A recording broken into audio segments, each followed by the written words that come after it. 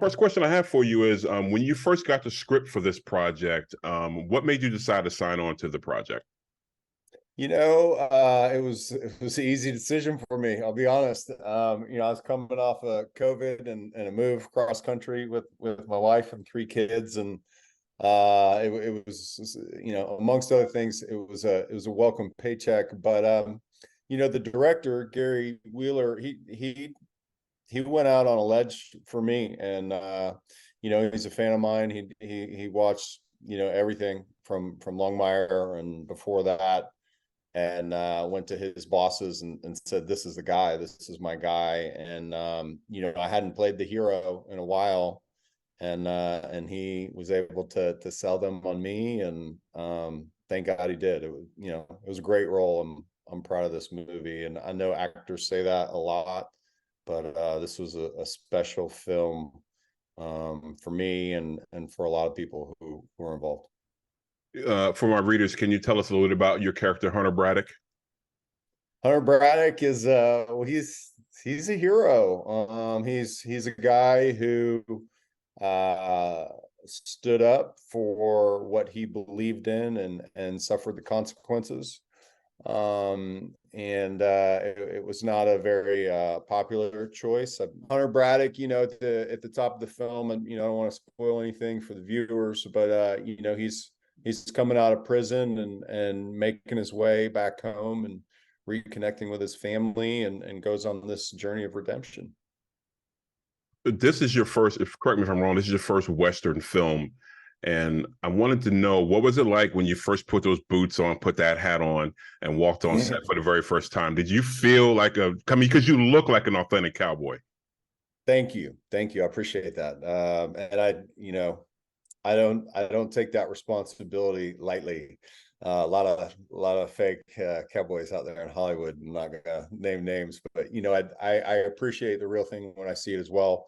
I'm an avid golfer, and so whenever I see a golf swing on camera, camera doesn't lie, right? So you can appreciate it when you see it for real. But it's funny you say that, because I for the first, I had a little bit of that in Saving Grace, but that character, Butch Ada, he had a lot more style than Branch did. Branch was a much more authentic cowboy, wore the Wranglers.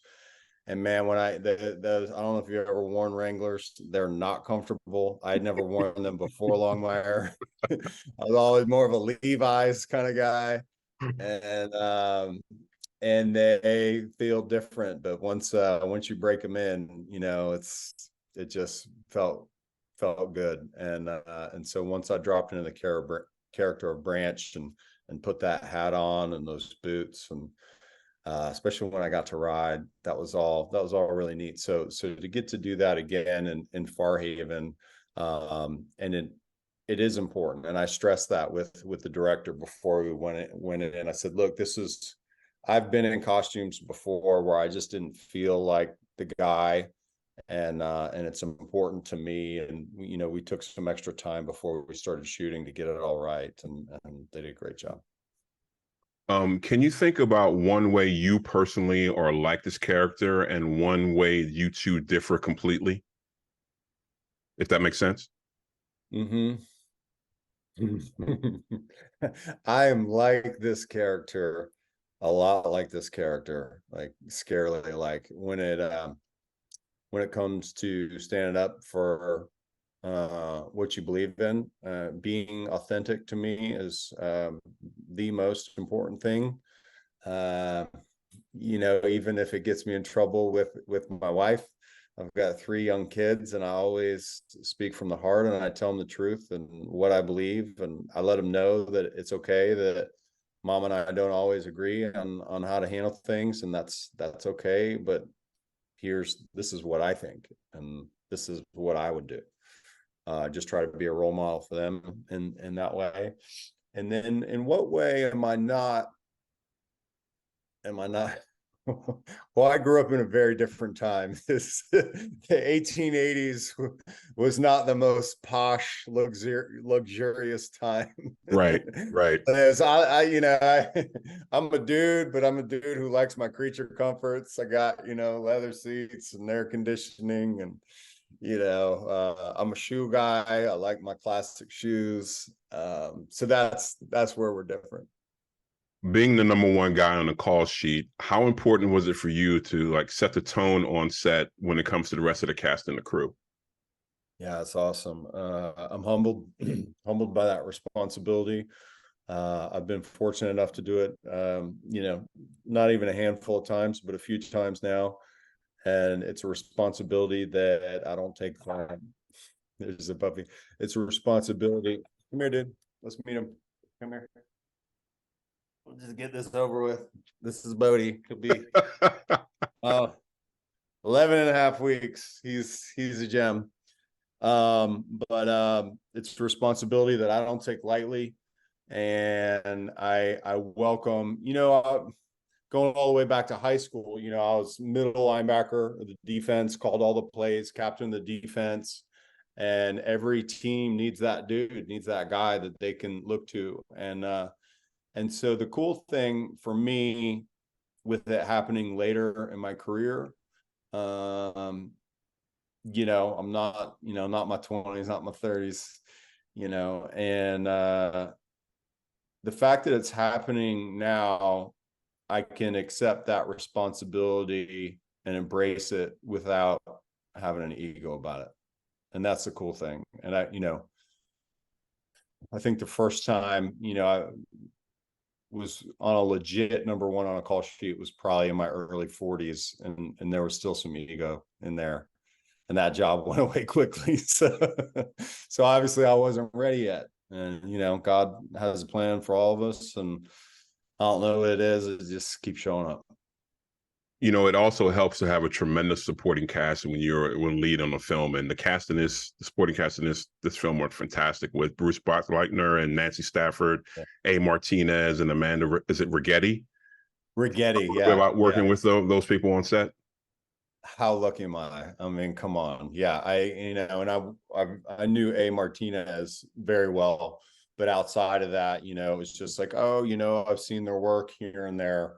But once we got on set and started doing the thing and hanging out and, in between, that was my family for, those 5 or 6 weeks. And just a great group of people, but also really, really talented. And at the end of the day, we just made each other better.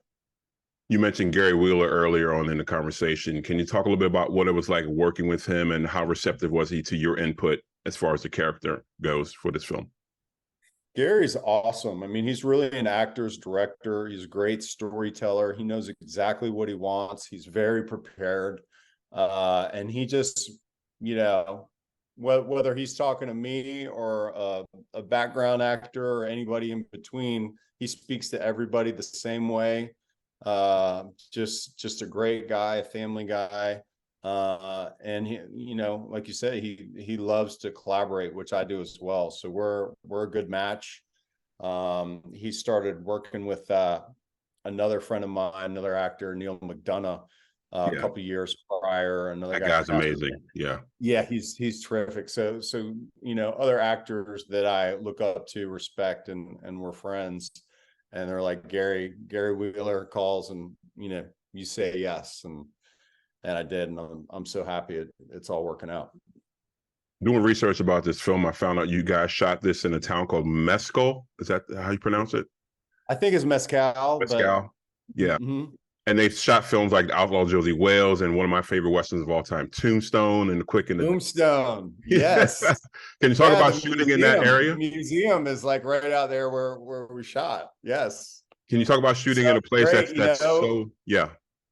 And guys like, Bruce Boxleitner, like, they had been, out there 20, 30 years ago shooting stuff. So it's really incredible. The history and And I know, they kind of, it was up and down, a bit of a roller coaster, but film production is strong in Arizona again, and it's a great place to shoot. They got the big sky, and they get these crazy thunder showers. It's and like Longmire, New Mexico as well. I think it just adds another layer, a depth to the story. So I loved it out there. What is it do you think about westerns? That genre of film is still popular to this day and remains something huge. What do you think people love about that period of time and those type of films? That's an interesting question, because I feel like when I kind of started out, the westerns had cooled off, and yeah, I had a little bit of a cowboy background. I grew up riding horses and whatnot, but those roles weren't anywhere in sight. And it wasn't until my 30s, until Saving Grace came along, that I got a chance to, kind of do something and in that genre, and, actually ride in a TV show. And we got to ride really well in that one. And then a movie, Batman versus Superman comes along, which is just a dream to work with a guy like Zack Snyder. And then I really got to ride in that film. It was just me and a bunch of wranglers, a bunch of stunt guys who were on my team, and pyrotechnics and everything blowing up everywhere. So that was cool. But why do I think that the Western is so popular? I mean, I think Longmire helped, Justified, obviously Yellowstone. It's back. So every network streaming company seems to be looking for their version of a show like that. And it's I feel like it's the American dream. Who doesn't want to get on a horse and ride in town and save the damsel in distress and be a hero. You may have talked about this a little bit earlier, but when you look back at your time working on this project and waiting for this film to come out, what are you most proud of about this project? It feels so much bigger than it actually was on the day. If you look at the number of days that we had to shoot, the overall budget, and then you see what's up on screen, and I think that's it was like that little engine that could, and we climbed the mountain. We were a great team. Knocking wood here for a sequel. If it's Farhaven 2 or whatever they want to call it, I can't wait to work with this team again. Yeah, the premiere's right around the corner, so I think people are going to love it. And my final question for you, and what message, if any, would you like people to take away from this film after watching it? Or is it just you want them to go in and just have a great time watching this movie and watching this character?